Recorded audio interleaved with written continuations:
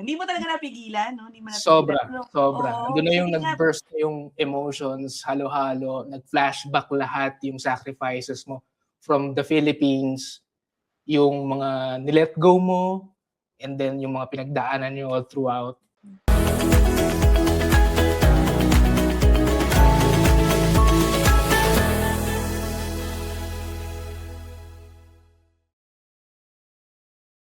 Hey guys, you're in a nutshell with me, Ina. Madalas natin pag-usapan dito sa channel ang paglilipat probinsya para sa PR.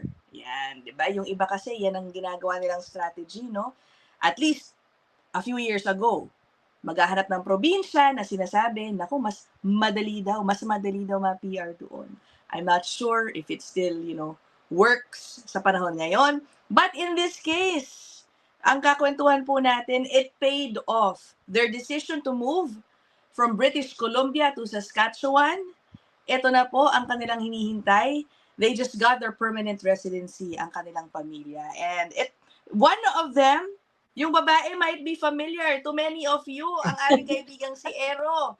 Pero this time, kasama niya na ang kanyang other half, na si Leo, okay, the Garcia family, who are currently in Regina, Saskatchewan, at bagong-bagong mga permanent resident ng Canada. Finally, no, alam nyo guys, syempre, hindi ko naman sinashare, but I've been monitoring syempre yung PR journey nila Ero. I consider them my friends. That's why I'm so happy to do this episode and talk about this. Congratulations, guys. Salamat. Thank you Salamat, po. Miss Ina. Oo nga. Tagal natin to in the making, ha? I know. Ilang araw na since you guys got your electronic certificate of permanent residency. Ilang araw na? Technically, 2 days. 2 days. Yeah. 2 days 2 po. days pa lang. O, tignan nyo, bagong-bago. Anong pakiramdam? Gumising ng PR? Nakakagulat. Ano ko lang, Miss Ina, share ko lang kung paano namin siya nabasa. And paano yung pinaka-moment. So, ano yun, nagpe-prepare ako ng baon. So, syempre, lutang ka, bangaw mo, di ba? Tapos, habang nagpe-prepare ka, iniisa-isa mo pa yung kanin, yung ulam. Tapos may biglang sumigaw. Tapos sabi ko, sumisigaw siya, galing siyang kwarto, tumakbo dun sa may kainan namin. Tapos, sagulat ako, hindi pumasok sa isip ko yung sinasabi niya. Walang pumapasok sa sinasabi niya. Ang nasa isip ko lang, bakit hawak mo yung cellphone ko? So, you had no idea at that time? No. Tapos, umiiyak na siya, hagulgol na siya. Tapos sabi ko, bakit ano nangyayari? Akala ko naman may event naman doon sa Pinas na nangyari. Sabi niya, hindi, PR na tayo, confirm na. So pinakialaman niya yung cellphone ko, binuksan niya yung email ko, ayun na, nakita na niya doon, na-confirm na. So, yun yung pinaka-senaryo namin. And it was... Teka muna nga, tama si Ero. Bakit mo nga naman pinakialaman ng cellphone niya? Yun din ang unang papasok sa isip. Kasi ganito kasi yun. Kasi, minomonitor ko na siya simula pa lang nung nakuha namin yung final decision. Meron na akong sinalihan na group sa Facebook. Yeah. Meron din siyang tracker. Meron silang tracker doon, like from kung sino yung mga nag-submit ng gantong date. And then doon, minomonitor ko na kung kailan nila na-receive yung next step, like next stage, P1, P2. And then, doon, parang ina-anticipate ko na by this time, dapat meron na rin kami. Yeah. So, nung umaga, sabi ko, parang iba yung naramdaman ko. Pagising ko, pagbukas ko ng Facebook, unang-unang lumabas sa feed ko, Tico PR agad. Hindi ko na inintindi. Wala na akong inisip. Pinuntahan ko na agad yung cellphone niya. Siya yung email. Ayun. Okay. O sige na, okay naman yung dahilan niya para silipin yung cellphone, Ero. Joke lang yun. Okay, pero ano tawag dito, Leo? Sabi ni Ero, no? Napaiyak ka. Hindi mo talaga napigilan, no? Hindi mo napigilan. Sobra. Doon na yung nag-burst yung emotions, halo-halo, nag-flashback lahat yung sacrifices mo from the Philippines, yung mga nilet go mo, and then yung mga pinagdaanan nyo all throughout yung journey ng bago makakuha yung PR. So, sobrang sarap. Sobrang sarap. Tumawag din kami kaagad sa parents niya to inform them kasi ano sila, deboto kami talaga ni Padre Pio ever since nasa Pinas. Batangas. Laging sindi kandila. Yun ang nire-request ko lagi sa friends ko, sa best friend ko na, best, pasindi naman ako ng kandila. Parang ano lang, kumbaga, i-guide kami. Yun. And yun lang din yung laging ginagawa ng mama niya. So, yun. So, nung sinabi hindi ko nakita yung reaction ng mom niya kasi, again, bangaw mode ang peg ko nung morning na yun. Tapos talagang pumunta pa ako ng laptop ko para just to confirm kasi doon ka sa permanent resident portal talagang sisilipin ko siya. And then chinek ko kung meron ng document kasi sometimes meron lang email pero wala pa yung document. May nakikita kaming ganun. So, kinonfirm ko kasi syempre nag-hurry ka na baka document, diba? So, yun na. Oo. Yeah. Okay. But congrats ulit guys Again. Thank you po. Tagalan nating hinintay ito. So, nakailang taon from the time you guys arrived here? 22 kami dumating. 26, 4 years po in the making. Yan, oo. Baka dun sa mga hindi napanood, ang tagal na kasi nung huling episode natin, Ero, yung kwento mo, yung part of your journey here. International Student Program sila nakarating dito sa Canada. But they started out in British Columbia. And as you will see, dito naman sa ating title, isa po sa naging susi, sa kanilang PR, yung kanilang desisyon na lumipat sa Saskatchewan. Okay, what year did you guys move to Regina, Saskatchewan? 24. Okay. September 30 to be exact. Okay. Yun ang focus natin sa discussion na to, guys, Kasi nga, again, madalas natin pag-usapan yan. In their case, it paid off.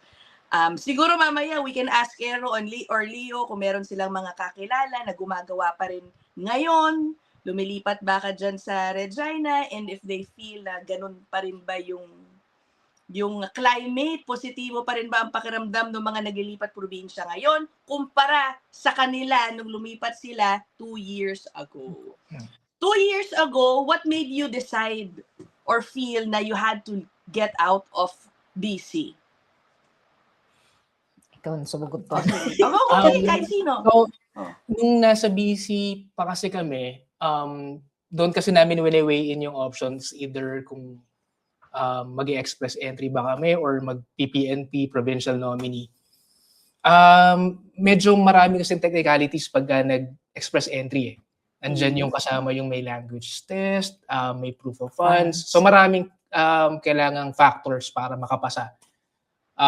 Age, kasama yung age. Yes. Ganon din naman sa PNP. It's just that employer-driven kasi sa BC PNP. And then yung experience mo din kailangan din ma-consider. Nung time na yon, nag-iisip-isip kami, medyo kapos kasi kami sa points pagdating sa, para ma-consider kami sa BC-PNP. So nung time na yon, parang napag-isipan namin na ano bang magandang option. Kaya pwede ba tayong i-risk ba natin na magstay kami rito sa BC? Or doon kami sa route na mas mataas yung chance namin na ma-reach yung goal namin, which is yung pag-PR na. Oo. Dagdag ko lang din, Miss Ina, kami kasi, late na rin namin na-receive yung PGWP namin. Halos yung batch ko, yung tropa ko dun sa BC, nakuha na nila, except for us, and then yung isang family din na kaklase ko, na family of 5. So, na-late kami. Okay, ang sabi nila okay yon kasi at least made-delay din yung yung permit mo, papahabain din. So nakuha namin yung work permit namin around April of 2024. Ngayon, April, May, June, July, sabi ko, hindi tayo pwedeng mapanatag kahit may work permit tayo. Kailangan may alam tayong pathway. Kumbaga, yun yung next project mo pagkakuha mo ng permit anong mangyayari sa inyo. So, ang ginawa ko noon is, although ang ganda na ng work ko doon, di ba? Explain mo ulit balikan natin guys. I'm sure they are curious. Why you guys felt na mabibiting kayo sa BCPNP, ano ba yung ginagawa niyo noon? So, i-share niyo rin yun. Okay. So, yung work ko is, again, managing director ako ng isang private college doon. Leo is an office manager sa isang leasing company, office lease company. So, magaganda na yung position namin. Kaya lang, ang fear doon is, una, yung hindi namin sigurado, ako for sure, yung BC MBA, kasi meron yung parang international MBA na stream na inoffer si BCPNP na hindi naman siya talaga paano ba, hindi siya nangyari, walang ganun. Meron lang sinabi na sabi January of 2025 lalabas siya, pero walang nangyari. So, ang daming umasa no na mga kabatch ko. Parang siya pathway stream. specifically para sa mga students. Student na may masters. Which, is aerospace, by the way. Yes, oo, na pwede kong pasukan. Kaya lang, nung tinitingnan namin at wini-weigh in nga namin yung sa BCPNP points, meron dun nagsasabi na kailangan yung isang work, halimbawa, ang tier ko is 0, dapat yung previous history mo or work experience mo is mas mataas pa sa 0. So sabi ko, ano pang isi-0? Ano pang mas tataas pa sa 0? So medyo alanganin ako kasi tier 1 ang NOC ko eh. Kumbaga yung mga NOC ko before sa Pinas, 1 ako. So tas nag-jump ako to 0. Ngayon may nakausap kami na immigration consultant. Lahat ng kinausap kong consultant or namin na consultant, libre misina, hindi kami nagbayad. Okay, ayos. Research lang and then konting curious, ganyan, chika-chika. Ang sagot sa akin noon, tanda ko July kami, nagpa 30 minutes sa kanya na libre. Sabi ko, sir, ganito po yung sitwasyon namin, ito trabaho niya, ito trabaho ko, may pag-asa ba? Ang sabi niya kasi noon, very straightforward and that's what I loved it. Walang pabulaklak. 3 options na. Oo. Ang sabi niya sa akin, Aero, Leo, pwede kayo pumuntang Yukon. Yukon? Yukon. Sabi ko, gagawin ka sa Yukon. May trabaho ba doon? So yun yung sabi ko, teka lang ha, medyo mas snow doon. Ano pa po yung ibang option? Tapos ang second niya, sabi niya, lalabas kayo ng Metro Vancouver. Pero plus 25 points lang kayo.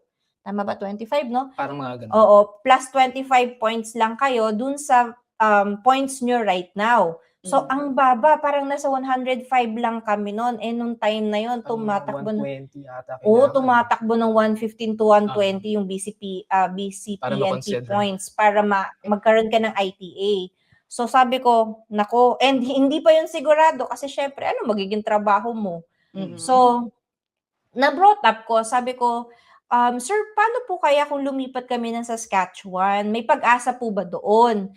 Kasi, syempre, with our friend, good friend, Mark Carino. Yan, shout out, special to Mark dito sa storya ninyo. Oo, siya, saksi sa mga, nangyari sa amin.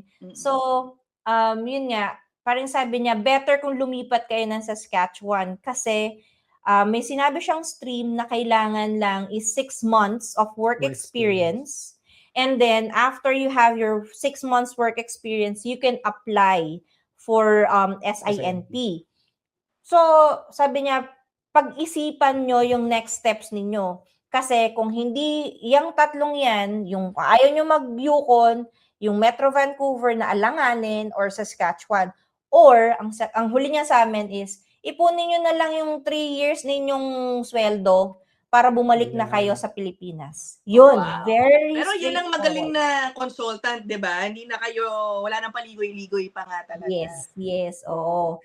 Ayun, so, nag-usap kami, kumbaga, talagang decision, sinama namin yung anak namin dun sa decision making. And, syempre, gusto rin namin malaman yung feedback niya. Syempre, ang goal mo talaga, kaya ka pumunta rito is, number 1, to study, and number 2, maging PR. Which is talagang yung pinaka-next point mo, di ba? So, sabi ko, move na tayo. So, ang ginawa namin is really planning.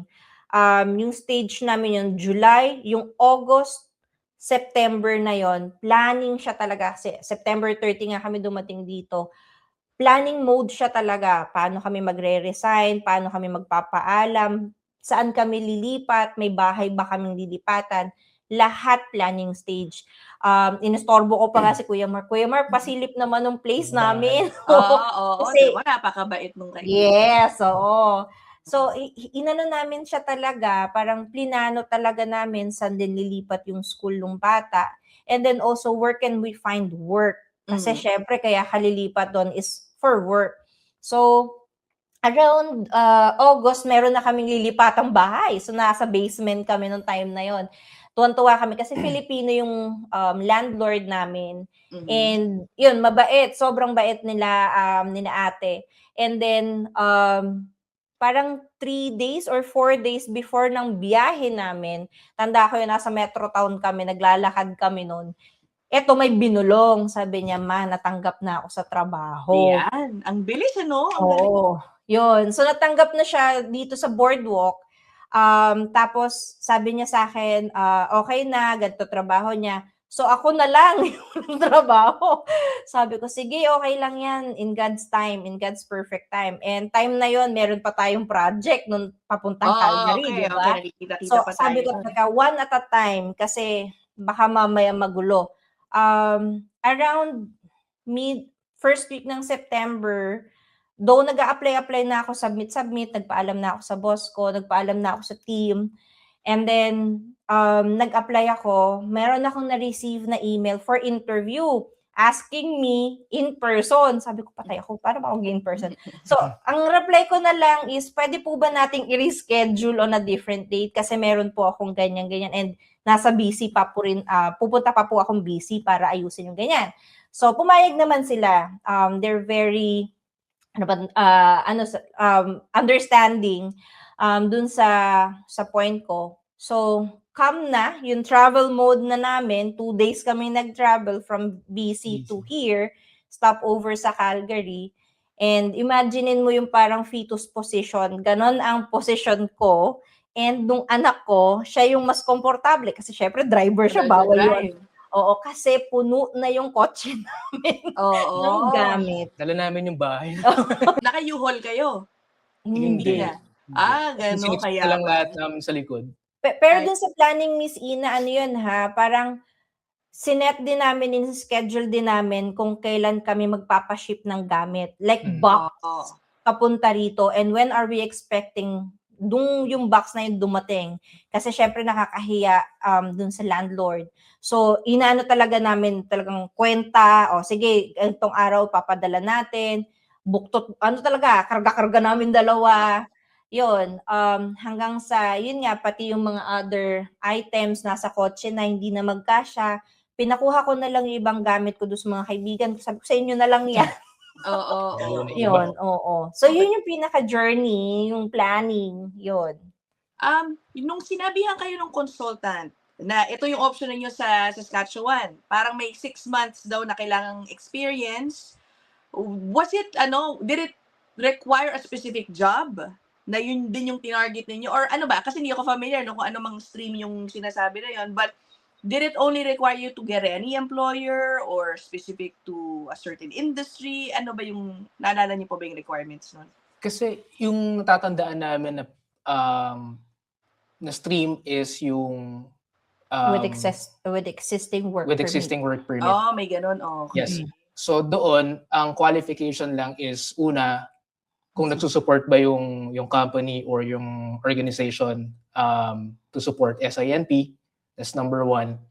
And then, kung natatandaan ko, yes, NOC 0123, hindi na siya nagre-require ng English exam. Ng exam. Ayun, And then wala din siyang proof of funds. So mas hindi siya mas lenient siya kumpara sa ibang PNP policies and rulings. Pero na FYI, yung existing work permit na yon, parang huling batch na kami na na-process. Hindi na sila tumatanggap ng PGWP. Yes.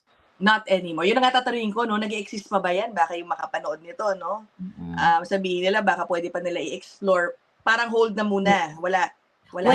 Parang hindi. Nag-change sila, change nila yung stream na yon. parang ni-remove nila yung clause na, or ninagdagan nila na this is not applicable to PGWP holders. Ayos. Before kasi walang clause na yun eh. But now, meron na yon. Kumbaga, yung existing work permit na yon, I think meron na lang tina-target na na NOC and then also yung mga tier. Right. Pero ang galing ninyo, no? Ang bilis nyo. In a way, it didn't take long before you guys found jobs. Tama ba? O nahirapan din ba kayo sa job hunting ninyo sa Saskatchewan? Yung sa akin, bago ko nakuha yung job offer, kasi nung planning stage pa lang kami, I think as early as nung nakausap natin yung consultant, from the time na nakausap namin yung consultant, nagpapasa na ako eh. Parang siguro mga 2-3 months prior pa yung target date ng lipat namin. Nagpapasa na ako. Kumbaga, inaraw-araw ko siya. May mga tumatawag. Sabi na, dito ka na ba sa Saskatchewan? Pag sinabi kong, by September po. Medyo doon, X na kaagad ako eh. And then, luckily, siguro nung medyo malapit-lapit na mga around July, yun, fortunate naman ako na may tumawag. Willing silang antayin ako hanggang sa dumating ako ng September. So, yun, as early as siguro mga 2 to 3 months, nagpapasa-pasa na ako para at least meron ka lang buffer na assurance na pagdating mo doon, okay na. Tapos yung kay Aero, were you here? Were you already there, rather, in Regina, nung tumawag, nakuha ka na sa, pwede ko ba sabihin yung employer mo o wag na? Wag na lang. Sige. Pero it's a very big employer sasabihin ko, in the academe, at maganda pa rin, no? Anong knock code mo ngayon? Zero. Ano ba? Zero. Yan, di ba? Ang galing. I think that's really very important. Opo. Kahit sa mga panahon ngayon, kailangan talaga medyo mataas, talagang highly skilled, no? At managerial position ang mga makakalusot. Yun dapat yung tina-target. So, yung point ko nun is, kinausap ko yung previous boss ko sa BC, kasi hindi ko nga sure kung ano yung may trabaho ba ako makukuha kagad. Especially, alam ko, winter season na yon, no? Papapasok na sa winter season. So, ang sabi ko, boss, baka pwedeng mag-part-time ako sa'yo habang naghahanap ako ng work. So, naging busy din naman ako. And then, parang ang nangyari is, nung in-interview ako, kasi nga ni-reschedule ko yung interview, nag-interview ako, tawa pa ako ng tawa kasi ang laki nung area, nung campus, hindi ko alam kung saan ako pupunta. Naligaw ako. Tapos, ako lang yung bata nung pumasok ako sa interview room. Wow. Ako lang yung bata. Lahat sila with PhD holders. Right. And then, syempre, mas matatalino sila sa akin. Mas maraming brain cells nila. So, nung time na yon, kumbaga, confident naman ako. And then, dalawa yung tumawag sa akin. One is Ministry of Education, na hindi ko nakuha kasi internal yung hiring nila. And then the other one, yung isa, yung saan kami ngayon, saan ako nag-work. And, ayun, pagka alis ko dun sa office, tumatawag yung EA nung boss ko sa BC. Sabi niya, Miss Mary, sabi niya, somebody is asking for your reference. Gumagano. Ang bilis, ano? Nag-background check na agad. Background check agad. So sabi ko, pero positive ako kasi iba yung feeling ko eh, pag alis ko. Sabi ko, kiniklaim ko na siya kagad. So, yun, pinag-start ako ng October 28. So, sakto lang, kasi nga yung natin, yung project natin, and then naka-rest ako, nakaayos ako ng bahay, and then yun din, nakapag-prepare ako for work. Yan. And I guess the rest is history.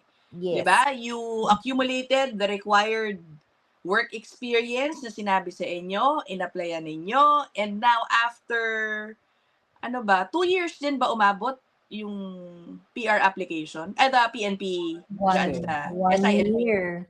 One year yung sa federal, yung sa SINP, sobrang, saglit lang. Actually, nakakuha na ako nung JAL. Na-nominate kayo agad? Yes, oo. Yung job application letter, kasi ako yung kailangan mag-apply kasi hindi pala nagsusupport yung company nila. So ako pala, so sabi ko, kailangan maganda pala ako dito. So, nag-provide na sa akin ng job application letter around January. So imagine, October ako nagsimula, November, December, January meron na akong JAL. Sabi ko, teka lang, baka mamaya ma-call out ako. So binalik ko yung JAL, Miss Ina. Binalik ko siya, sabi ko, intayin ko na lang po yung 6 months ko just to be safe, 'di ba? Wow, grabe, no? Okay. Oo, andun na, 'di ba? Oo. Ngayon, pagdating, yung challenge doon is February, bigla nilang pinos. Nakapos yung JAL. So, Naku. walang nire-release na JAL. And then, parang doon ako nag-worry. Sabi ko, hindi, baka kasi binibilang ko ganitong pagdating ng ganitong buwan, a-apply na talaga tayo or by hook or by crook, kukunin ko na yung JAL. Kasi para Oo. at least sabihin nila, honest ako, ganyan.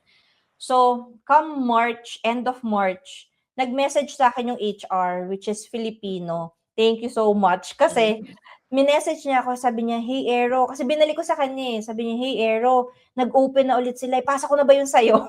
Sabi niya. Oo, okay na. Yes, please. Sabi ko, nag-message siya sa akin around 3:30. Nakuha ko yung JAL ko 4 o'clock bago magsarado yung office. Oo. Tapos, pagkakuha ko nun, prepare kami for SINP. Naipasa namin yung SINP around mga May kasi ang daming kailangan sagutan eh. Tapos, request na kami ng NBI sa Philippines, ganito, ganyan, lahat inayos na namin. Yung nomination nakuha namin around June. Ay, tama ba? June, no? Ang bilis ah. Oo. In a matter of ano lang, kumbaga ilang weeks lang, Weeks. June nominated na kami, July pasa na kami sa federal. So, yun talaga yung parang, anong month na ba kumukuha ngayon ng AOR? Yun ang Oo. namin. Minomonitor na talaga.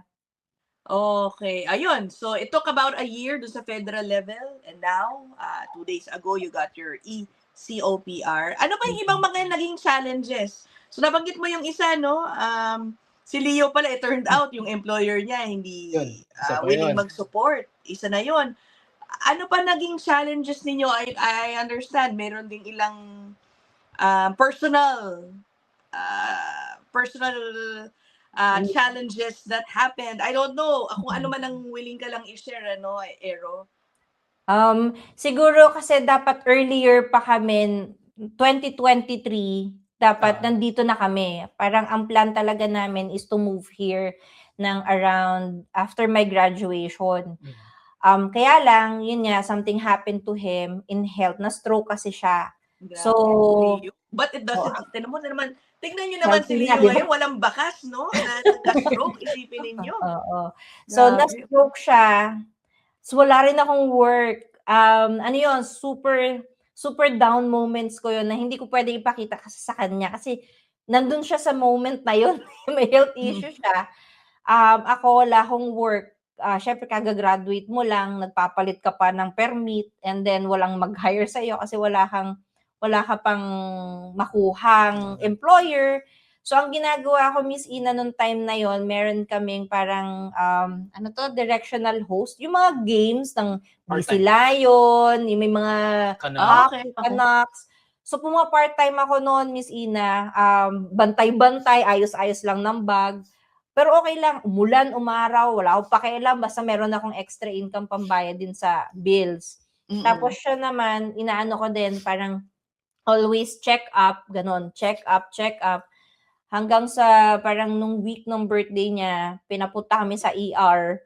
Kasi nga, yun nga, stroke na, hindi namin alam. So, lumabas siya sa VGH, sa hospital na, Araw mismo ng birthday ko. araw ng birthday niya. Grabe, Hindi no? kami nakapag-celebrate or whatsoever.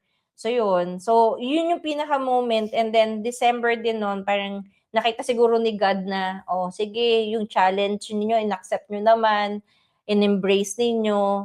Ayun, meron ako, yun na yung nakuha ko yung job as instructor muna dun sa private college. And then turned out to become, binigyan ako ng offer ng magandang trabaho, ganyan. And so forth. Yun. Oo. Kaya ngayon, tinan nyo, mas naiintindihan ko ba't pala talaga nag-burst with ng emotion si Leo when he learned na nakuha na nila yung kanilang PR, ano. Kasi nga Mhm. naman 'no, iba din yung pinagdaanan mo pala, na-stroke ka dito sa Canada. Yes po, eh. Tsaka Ano parang naghalo-halo na, Miss Ina, eh. Yung aside dun sa medical, um, issue na nangyari sa'kin din, ano, eh, yung kumbaga yung batch kasi namin, parang kami yung hinahabol nung palit ng Nag policy. mm. Yung habang oo. nasa likuran namin, sila yung naapektuhan lalo Oh. nung paghihigpit ng policy ng IRCC. So kami, nakadagdag din yun somehow sa anxiety namin na paano pa tayo, paano yung application natin, madadamay ba kami dun, yung mga Mm. ganong cases. Oo. Like sa Speaking work o speaking sorry Miss of Ina. ay sorry, Ero, go ahead. Yung sa work, Miss Ina, kami yung huling batch na nakapag full-time while studying. Yes. I see, Mm. oo nga. I'm sure you have friends, I'm guessing rather, you have friends, baka kinokontak kayo, "Uy, Ero, mga naiwan sa BC," o ano man ano, "Ano, okey pa ba?" Baka nakita nila na kayo medyo nagmo-move na yung inyong PR journey. Nakikita meron bang sumunod sa inyo o nandiyan din ngayon na sumunod sa inyo nun? Tapos kamusta sila? Would you say that yung luck ninyo 'no, eh, gano'n pa din sa mga nag-iisip lumipat diyan ngayon? Ako, Miss Ina, meron. Meron Meron ka din, akong okey. meron akong dalawang ka-batchmate na nandito sa Saskatchewan. Yung isa ay sinundo po namin, last year. Right now, ang expiration daw ng kanilang work permit is this coming November. Yung asawa is working full-time sa isang company, industrial company, but I don't know kung magso-support yung company, no? Hindi ko sure. Pero yung ka-batch ko, which is yung student, previous student, ang nangyari sa kanya is pinasok ko siya, triny ko siya ipasok din do'n sa work, do'n sa company namin na sa HR company namin. Pero ang nangyari is na-offer lang siya sa casual.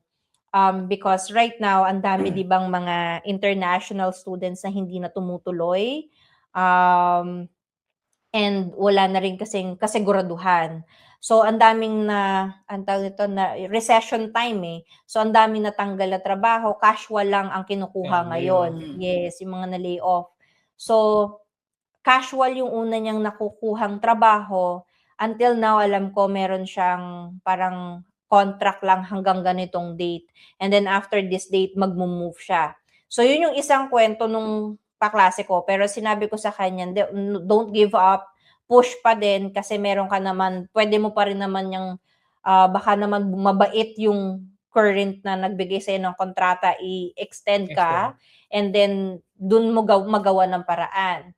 Yung isa naman, nasa Melville siya, Melville, Saskatchewan, Melville or Melfort. Ang problema is, ang dami nung pinagdaanan kasi nabudol siya, nabudol siya nung dati niyang Consultant. kaibigan, hindi Iyon. consultant, kaibigan. Okey. Pinangakuan siya na ganito mangyayari, so pumunta siya ng Alberta, tapos ginawa lang siyang parang tagabantay ng bata, walang sweldo, siya pa Ay. nagbabayad, yung mga gano'n. Tapos nung pumunta na siya dito, akala niya yung place ngayon or pinagwo-workan niya will support, kaya lang kasi pina-priority yung ibang lahi. Right, Kasi oo. HR nila is ibang lahi, eh. Yung Dominated by kakumpetensya natin, okey. oo, kakumpetensya natin. So, Hmm. yun yung pina-priority. So, alanganin siya kasi pa-end na rin yung permit niya. Right. Ay naku, but let's wish them luck ano guys. Sa mga nanonood, if isa kayo sa mga nag-iisip maglipat probinsya, gawin niyo yung ginawa nila Ero, nag-research ng matindi at nagtanong-tanong sa mga expert, okay? Because again, we don't know yung nagbago na ba yung climate ngayon patungkol dun sa mga naglilipat probinsya. Well, dyan na natin tatapusin ang ating kwentuhan. Congratulations again to you guys. Thank you. Thank you po, O, Miss Ina. next Thank na, you. parang sa tono ninyo, feeling ko ngayon pa lang iniisip na ninyo how soon you can apply for your citizenship. Na-calculate ko na, Miss Ina. Ha? Nag-calculate ka na, sabi ko na eh. O, diba? Siyempre, Okay. yun yung next project natin. Oo, pero enjoy, okay, your new status. Matulog kayo ng mahimbing, 'di ba? Wala na kayong iisipin. Just go. This Congratulations. Canada Day is really for us. Yun Sobrang yung, Yan, oo yun nga. yung We ko will sinasabi ko publish last this. year. Oo, papublish natin to sakto Canada Day, 'di ba? Thank you so much, Ero and Leo, for sharing your story. Kung meron kayo, yung mga nanonood dyan, ng sarili ninyong lipat probinsya stories, whether positive o negative ang naging ending, ilagay nyo dyan sa comment section. We'd love to hear it. We'll end this episode here. Bye, everybody! Thank you!